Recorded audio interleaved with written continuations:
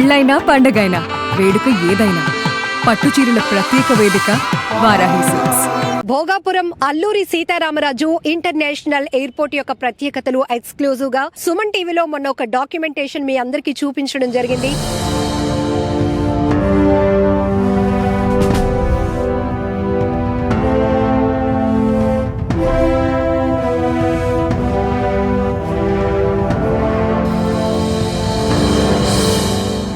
చాలా మంది full happy అయ్యారు.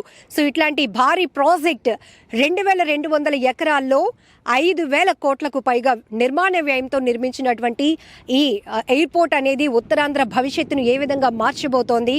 ఇంటీరియర్లో కూడా చూస్తే ఉత్తరాంధ్ర ఆర్ట్, మన సంస్కృతి సాంప్రదాయాలు ప్రతి ఒక్కరికి కళ్ళకు కట్టినట్లు చూపించే విధంగా అన్నిటికీ కూడా చాలా ప్రయారిటీ ఇచ్చారు. అలాగనే అరకు కాఫీ రుచులను కూడా ప్రయాణికులకు అందించే విధంగా ప్రత్యేకమైన స్టాల్ ఏర్పాటు చేశారు.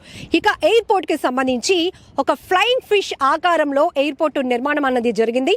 ముందున చాలా మంది అడిగారు కామెంట్స్ లో, అసలు వర్షమే పడలేదు కదా, ఎయిర్పోర్ట్ దగ్గర బీచ్ ఎక్కడుంది, పూల్ ఎక్కడుందని చాలా మందికి డౌట్.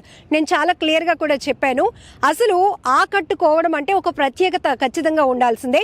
సో అందులోనూ ఉత్తరాంధ్రలో ఉన్నటువంటి ఈ భోగాపురం ఇంటర్నేషనల్ ఎయిర్పోర్ట్ ఆ నిర్మాణ స్ట్రక్చర్ కూడా చాలా ప్రత్యేకంగా ఉండాలని చెప్పి ముందున ఒక వాటర్ ఫ్లోట్ అయ్యేలాగా ఒక పూల్ ఉండి, ఆ వాటర్ ఫ్లోటింగ్ నుంచి ఒక ఫిష్ ఫ్లై అయితే ఎలా ఉంటుందో ఆ విధంగా ఇక్కడ డాల్ఫిన్ స్ట్రక్చర్ అని కూడా చెప్పారు నేతలు మాట్లాడుతూ.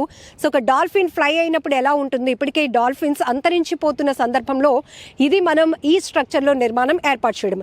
ఇది ఫ్రంట్ వైపు. ఇప్పుడు మనం ఈ ఇంటర్నేషనల్ ఎయిర్పోర్ట్కి సంబంధించి బ్యాక్ సైడ్ ఉన్నాం.